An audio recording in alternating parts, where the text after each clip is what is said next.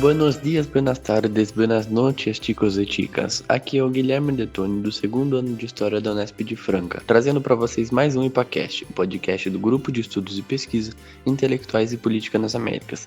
E hoje vocês irão conhecer um pouco sobre a polêmica e controversa neutralidade da Argentina durante a Segunda Guerra Mundial, que ocorreu num dos períodos de maior instabilidade política da história do país e se relacionava tanto com questões internas quanto externas.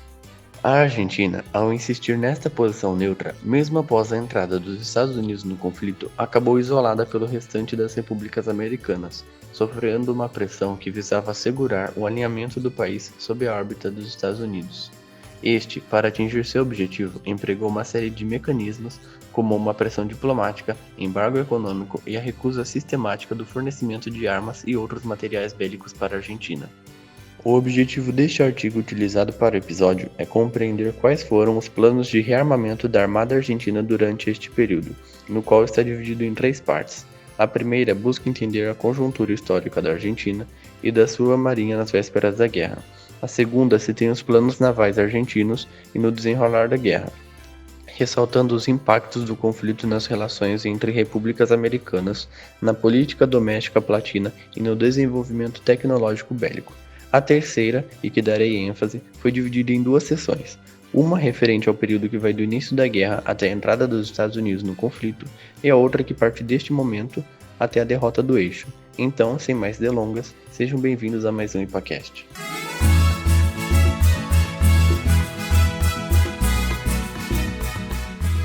O artigo analisado neste episódio é Os Programas Navais da Argentina na Segunda Guerra Mundial e foi escrito pelo professor Dr. Ludolf Waldmann Jr., publicado na revista Antíteses da Universidade Estadual de Londrina. Este retrata a Argentina no período da Segunda Guerra Mundial.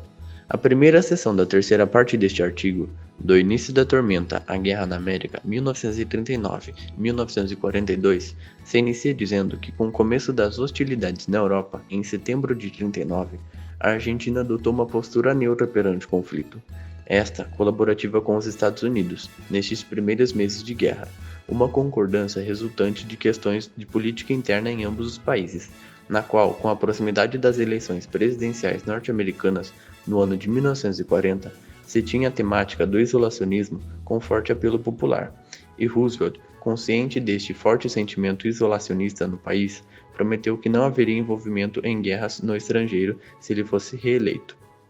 Do lado argentino, Ortiz, o presidente, buscava mobilizar o apoio externo de Washington como forma de fortalecer sua posição reformista no cenário doméstico. Porém, a Batalha do Rio da Prata em dezembro de 1939 teve um grande impacto na visão de vários setores da Argentina, que passaram a duvidar da capacidade norte-americana de manter a sua zona de neutralidade.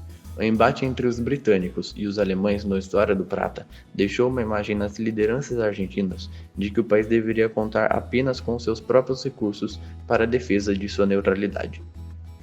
Com o desenrolar da guerra, a Argentina adotou planos de aquisição bélica para defender sua neutralidade, para o fortalecimento de suas forças armadas na proteção de seus portos e linhas de comunicação marítimas, sabendo que, dada a correlação de forças militares regionais, a hipótese provável de um conflito era entre Buenos Aires e uma coalização Rio de Janeiro-Santiago, ou seja, Brasil e Chile.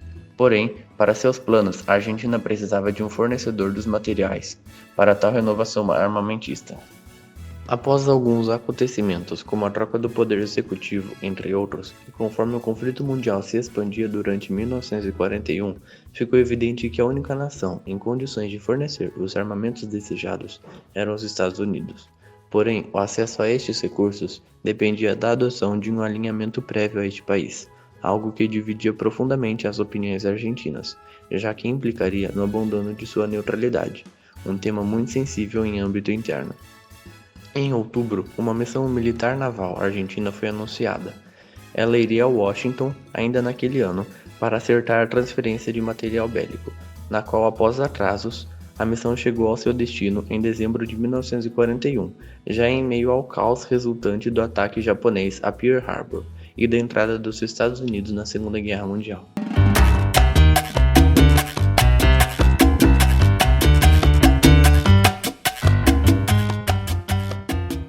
A segunda seção da terceira parte do artigo, Os tempos de crise e isolamento 1942-1945 diz que em janeiro de 42 ocorreu uma conferência pan-americana no Rio de Janeiro. Nela, os Estados Unidos exigiram que os países americanos rompessem as relações com o eixo para demonstrar solidariedade e união frente à agressão extracontinental. A delegação argentina recusou-se tomar tal medida, o que gerou atritos e desconfianças existentes entre Buenos Aires e Washington, e a partir disso, como consequência, os norte-americanos isolaram a Argentina do restante do continente, iniciando um embargo econômico-político que, com diferentes intensidades, durou até 1949. Tal fato teve como resultado o fracasso da sua missão, junto à negação do acesso aos recursos que interessavam aos argentinos, ao mesmo tempo em que os Estados Unidos anunciavam ofertas generosas de equipamentos ao Brasil e Chile, como forma de pressionar Buenos Aires a acatar o alinhamento com os aliados.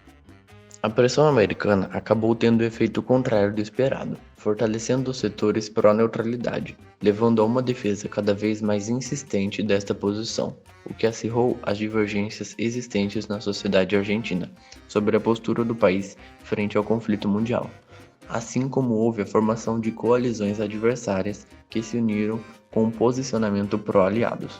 Em agosto, a entrada do Brasil na guerra contribuiu para ampliar a pressão em nível externo e a controvérsias internas, com relação à sua neutralidade. Fato curioso foi que, diante da recusa norte-americana em fornecer armamentos, o governo tentou obtê-los com países do eixo, fazendo uma série de negociações secretas entre fevereiro e outubro com os alemães, na busca de adquirir o material bélico através de um intermediário neutro, como a Espanha ou Suíça. Berlim até demonstrou simpatia para o pedido argentino, porém o país não tinha como fornecer armamentos necessários em seu próprio esforço de guerra. Com tantos problemas internos e externos e a dificuldade em cumprir as promessas de rearmamento, junto à perca de apoio, gerou em junho de 43 uma coalizão de oficiais de diversas correntes políticas que incluía radicais, democratas, nacionalistas autoritários, oficiais pró-aliados, pró-eixo, católicos e conservadores, assim num golpe de Estado que derrubou seu presidente. O caráter heterogêneo e improvisado deste movimento gerou uma grande confusão sobre os rumos do novo governo, mantendo sua neutralidade. Porém, ela ainda não resolvia a questão do reequipamento das Forças Armadas. Tal questão trazia insegurança entre os militares argentinos, ademais que a aliança de seu vizinho feita com os Estados Unidos, acompanhada de transferências de armamentos para o Brasil, alterava o equilíbrio do poder regional, pois o país não acompanhava o intenso desenvolvimento tecnológico ocorrendo durante a guerra. Estes aspectos eram perceptíveis no caso específico da Marinha. A esquadra brasileira foi modernizada para a luta anti-submarina no Atlântico, ganhando uma experiência de combate e novas tecnologias como radar e sonar, recebendo até alguns caças submarinos. Já a Armada Argentina ainda era uma força basicamente pré-guerra. Não dispunha de nenhum equipamento desenvolvido durante o conflito, fato que com o tempo se teve ampliações de crédito para reequipamento, mas isso não resolvia a questão dos armamentos, já que os Estados Unidos mantinham seu embargo sobre o fornecimento de equipamento bélico para a Argentina. O governo argentino, sob uma linha nacionalista autoritária, voltou a negociar secretamente a aquisição dos armamentos com a Alemanha, fato conhecido como El Caso Helmuth, tentativa que foi descoberta pela inteligência aliada e gerou uma crise no governo que derrubou grande parte do grupo nacionalista autoritário, obrigando o presidente a romper relações com o eixo em janeiro de 44, decisão que foi politicamente fatal para este, já que corroeu sua base de sustentação e levou à sua deposição no mês seguinte, quando foi substituído. A partir de então, os Estados Unidos iniciaram um período de maior pressão sobre a Argentina, recusando-se a reconhecer o novo governo e denunciando-o como fascista e uma ameaça ao continente. A medida tomada foi um embargo total contra o país, assim como uma ampliação de transferências de armas, suprimentos, entre outras inovações para países vizinhos dos argentinos, em especial o Brasil, tendo como resultado dessa pressão norte-americana o acirramento de tensões internas na Argentina, com o crescimento de movimentos de oposição ao regime militar, ao mesmo tempo em que o país ficava isolado do mundo. Este isolamento foi se modificando somente nos últimos meses da guerra, quando mudanças nos governos permitiram a retomada dos diálogos e a retomada das negociações, na qual a Argentina finalmente declarou guerra ao eixo, às vésperas do fim do conflito na Europa, em março de 1945, o que permitiu que o embargo fosse afrouxado e o país finalmente pudesse receber os primeiros recursos americanos. Porém, a melhora nas relações durou pouco tempo, pois a decisão de reintegrar Buenos Aires na comunidade pan-americana foi alvo de duras críticas aos Estados Unidos. Temendo notícias de novas conspirações contra seu governo, o presidente voltou a tomar medidas repressivas na Argentina, que não só agravaram a crise política interna, como também tiveram repercussões internacionais. A rendição japonesa e o fim da Segunda Guerra Mundial em setembro contribuiu para ampliar ainda mais a pressão, pavimentando o caminho para a crise de outubro e consequente consolidação da ascensão política de Perón após grandes demonstrações operárias.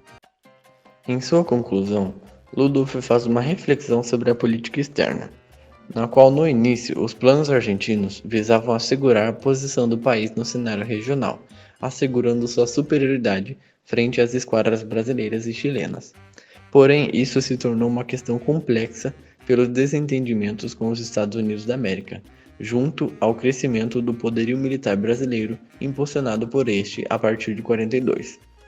Seus planos não seriam possíveis de se realizarem diante do embargo norte-americano, o único país que tinha condições de fornecer o material desejado. Já na política interna, o autor diz que o peso das relações civil-militares nas discussões e aprovação dos planos, uma vez que os militares eram um ator fundamental neste período, e com o agravamento da situação externa e interna argentina, a temática dos armamentos ganhou maior dimensão política e tornou-se base de sustentação e estabilidade do regime, num quadro complexo que envolvia também o central tema da neutralidade argentina.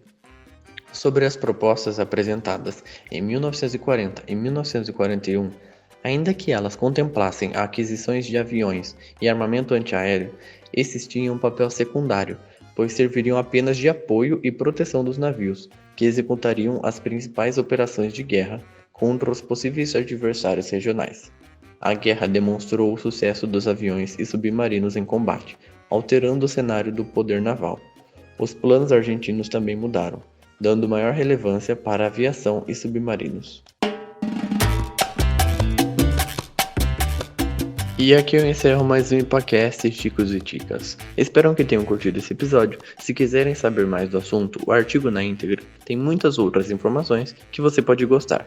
E não se esqueçam de nos seguir nas redes sociais e compartilhar o conteúdo, porque toda semana teremos novos episódios. Somos a Universidade Pública levando conhecimento para todos. Ha sido um prazer. Adiós.